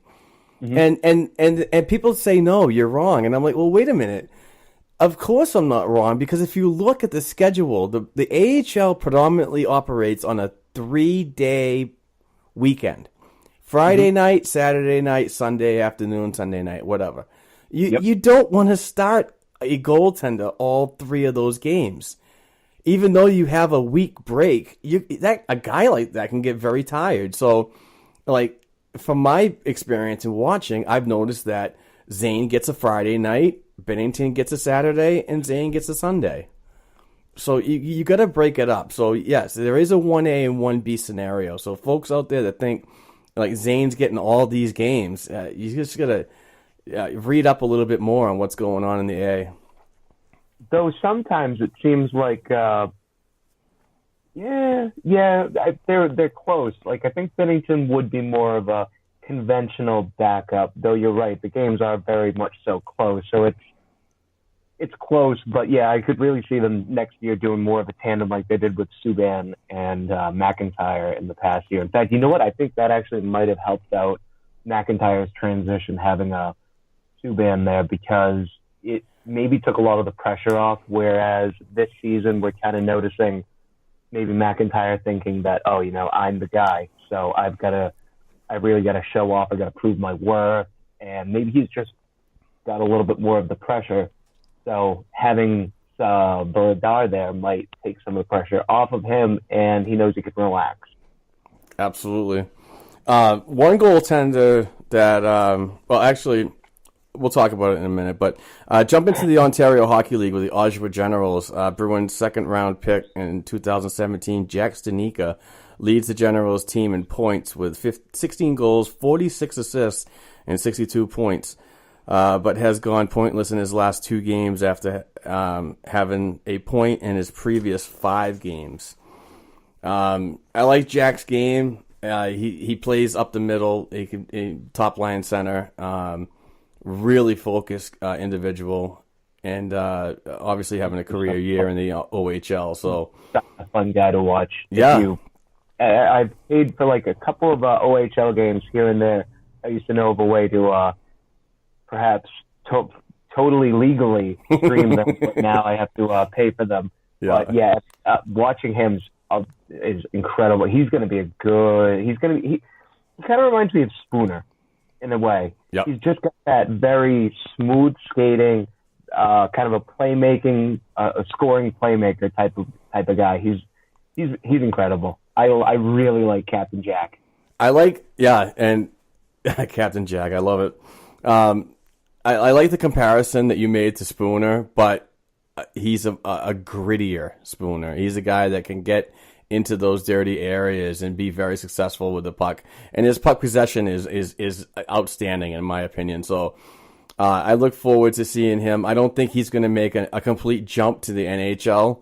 I believe that a year in Providence would do him well. As any prospect, I think Providence is definitely the way to go first, and then evaluate further over the summer and see if you have cap space and availability to jump up. Because the problem is you only have 12 spots for a forward, so right. Unfortunately you have to sometimes stash prospects in the cupboard in Providence. Yeah, and it kind of brings me back to another article that I wrote, and there's one more full season of East Coast Hockey League contracted or agreed upon in Atlanta. So, and there's a franchise that's open.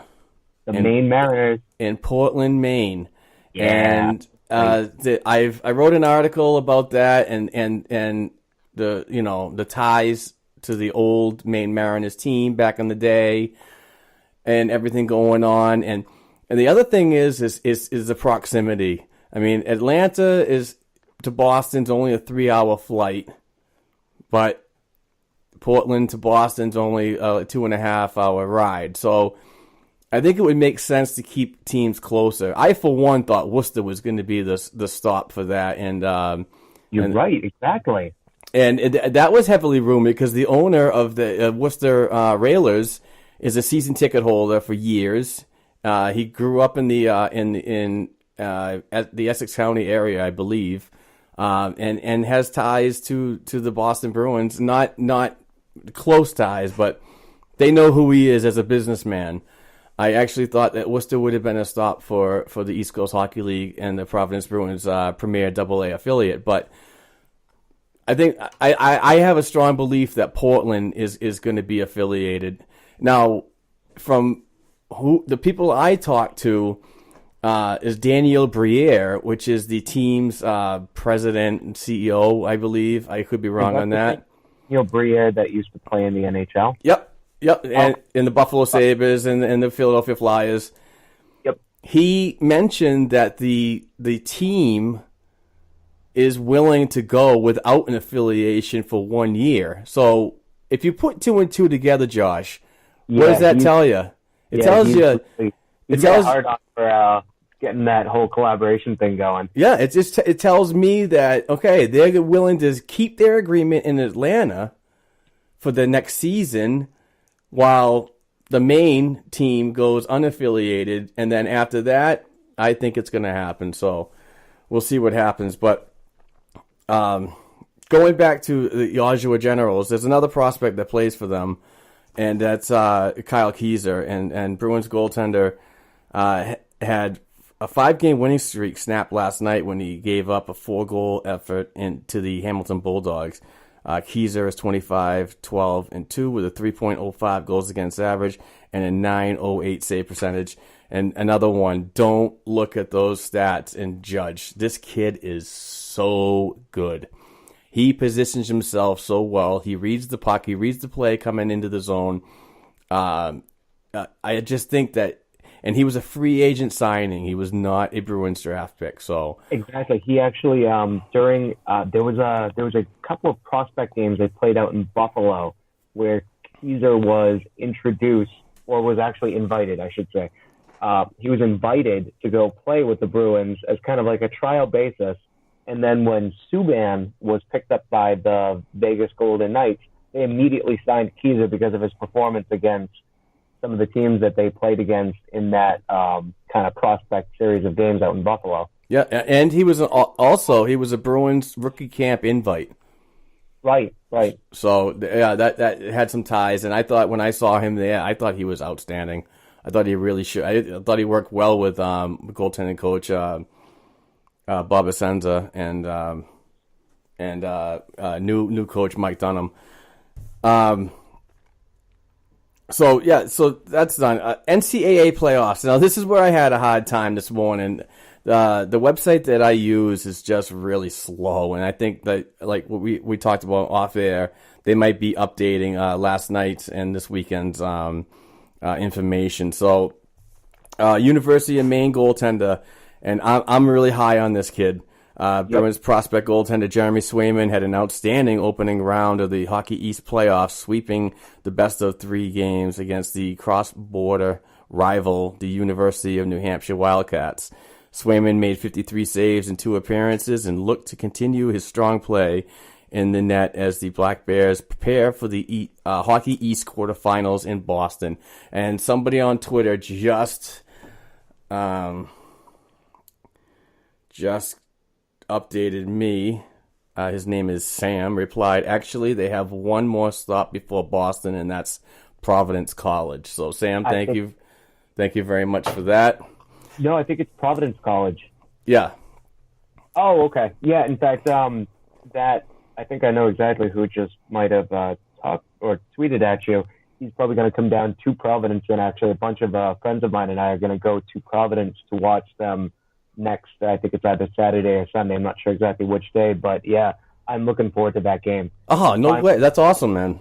Yeah, Jeremy Swayman's a little bit more accessible than having to drive up to Orono, which is a bit of a hike. Yeah, it is. I have family up in Maine, up in that area, and it's like almost a 3-hour ride from where I am in Amesbury. Yeah. He really played well, and I wrote an article about him on Saturday about his first Hockey East playoff win that he got on Friday night, and then sealed the deal on Saturday with a 27 save effort. Another goaltender that I'm really high on, and one of the reasons why I'm really excited about him is the exposure he's getting to learn about the developing into a pro from goaltending coach Alfie Michaud, who was a former UMaine alum goaltending coach, and Mike Dunham, a former, like we talked about, is also a UMaine alum, and I just think it's good for him to have that presence around to show what developing into a pro really means, and he's a great kid. We had him on this program not too long ago. That was such a good interview. Yeah, that was I was so friggin' nervous, Josh. That was crazy. That was my first prospect I've ever talked to. So I'm sorry. No, I mean, besides development camp, an interview for a program that we do, I was a little nervous, but he was fantastic, and that was episode 83. If anybody wants to go back and check it out. I like the way his placement in the developing depth in the crease. I think he's going to be really good. So I look forward to seeing him, of course, in Providence. Who knows? I mean, he's a freshman this year, and he's got a 14-10 and some odd record, a 14-10-3 record. He's got a 2.65 goals against, and he's got a .920 save percentage. So his numbers are there, which indicates that he can be. And possibly will be a decent professional when he reaches the AHL first. So I look for. In fact, he was kind of carrying the team there for a while. Yeah, and you know what's funny is Robert McGovern, who was a junior this year, was the team's starter, and then Swayman comes in his first year and takes over that starting role. That tells me, and it doesn't tell me that there's animosity between the two goaltenders, and but there is a challenge, and obviously, I think it's Rich Gendron, the University of Maine head coach. If he's going to rely on somebody, he's going to go with the guy that's playing playing better, and the way Swayman has been playing this season is he's seen a lot of pucks. He's seen a lot of rubber this year, and I believe that that's one of the reasons why he was a third selection for the 2018 World Juniors that were held in Buffalo at the end of December and early January. So, and that's also from a couple of scouts that I've talked to previously. So, unfortunately, he's at 19 years old. Swayman's ineligible for the World Juniors under 20 next season. But I just really continue to look forward to his development and watching streaming the games, because he's just he's an asset. I mean, he's an asset in the development depth, and I look forward to seeing him. We've got a lot of depth at goaltending. We went from having almost no depth at goaltending to a buffet of depth at goaltending. It's absolutely amazing how many kids we have at different levels all starting to make their push towards making the big club. I think that is going to get better, and with the addition of Mike Dunham as a like an assistant kind of coach. And Dunham's not in Providence all the time, as many people think he is. He's floating around. He's been to Oshawa to see Keyser. He's been to Maine to see Swayman. He's been down to Florida to be with Vladar. He's been in Boston for Rask and Hudobin. So he gets around and makes sure that everybody is doing the right things and preparing themselves for every situation.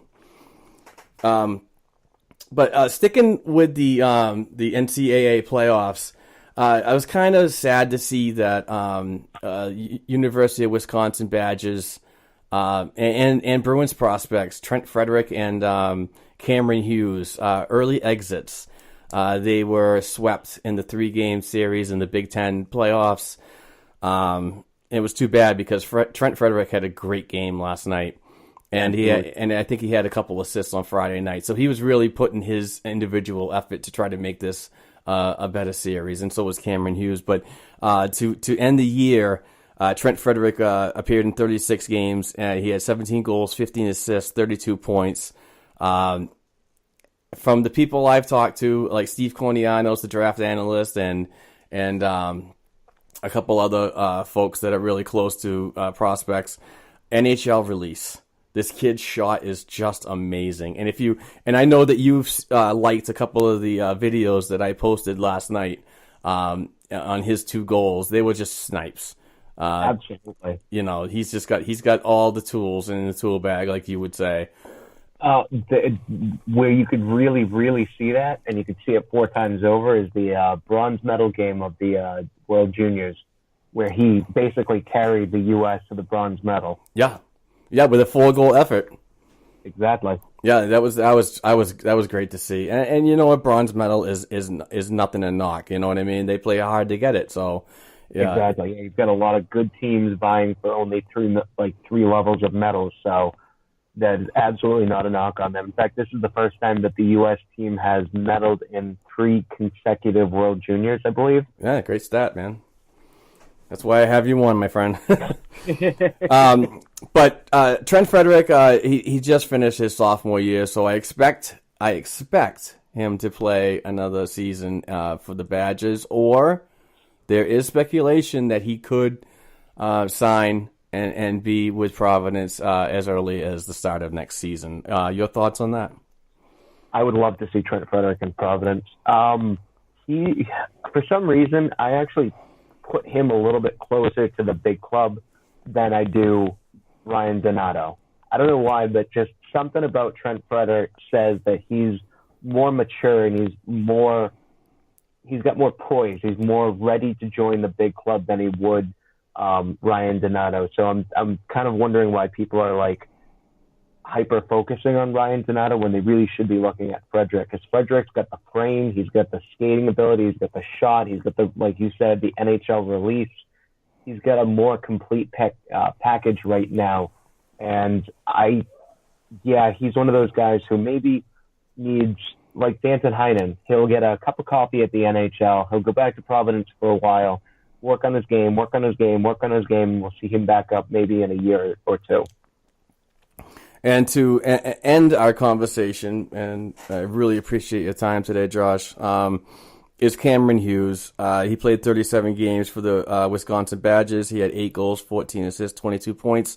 And captain of the Badgers team last season, played his last game as a senior. So I expect him to definitely be in Providence to start next season or as early as this year, as the Boston Bruins organization has had players come in from the Canadian leagues and NCAA collegiate level to incorporate they're in the pro style of what's going on in Providence. Even though they might not see any games, they're there for workouts and practices and so on, and to be that depth player in case something happens. Absolutely. As long as you've got them in there and actually learning the system, learning what it takes to be a professional, I think that the exposure is just as good as lacing up and playing games, because getting them in there and just getting their mindset to where it needs to be is almost invaluable, because you need to have the right state of mind. I mean, there are just some days where you can probably walk into that locker room and think, man, where am I even going from here? Like, what's my next step? What do I need to do? But getting them exposed to just being in that grind and figuring it out at such a young age is absolutely invaluable. So I'm glad. I really honestly hope that we see him in Providence this year. Like you said, even if he doesn't suit up, just seeing him there, taking it all in, will be absolutely invaluable. And I believe that we'll definitely see him in Providence next year, if not this year. You going to be watching the game today against the Springfield Thunderbirds? Yeah, I got to go in and do inventory early, so that's why I'm making sure I get that out of the way, and then I'm going to hook up my secret little Providence Bruins watching station, and I'm going to catch the third game in 3 nights. So, this one's kind of the trap game for them, because for whatever reason, the last game, they look absolutely gassed, and it always seems to be against the Springfield Thunderbirds. I think that's why they have such a shitty record against them. Right. Because it seems like they always get the Springfield Thunderbirds last in the series, and they've just got no gas left. Fortunately, Springfield has also played 3 games in 3 nights, so they're on a bit more level playing field this afternoon. But I'd really love to see another 4, 5, 6 goal output from them to kind of round off a very offensive-minded week, because this one's been really good to watch. I'm seeing a lot of positives from a lot of different players too, which is nice. You don't just see one player kind of overtaking the game. It's not just Austin Zarnik, for instance, or Jordan Swartz. You see a bunch of players contributing, which is the best part of this whole weekend, that it's not just a one-man show. Yeah, speaking of Austin Zarnik, he's on a 7-game point streak. I believe it's 8 now. So, if the Providence Bruins beat the Thunderbirds today, that's a 4-game winning streak and a perfect weekend. So hopefully that happens. Yep. Fingers crossed. I'm really hoping, because that would be nice. We haven't had one of those since, I believe, November or December. Yeah. Yeah. Anyway, for Providence Bruins tweets and updates, definitely follow Josh. You can follow him on Twitter at 2Causeway. Fantastic guy and fantastic guest for the second time. And Josh, thank you very much. People can follow him and his writings at shippinguptocauseway.com. Another great writer, and gives everybody the need to know in the Providence Bruins organization. So thank you for your time, Josh, and have fun at work today. Thanks, Mark. Appreciate you having me on again. It's been a great time. All right, take care, bud.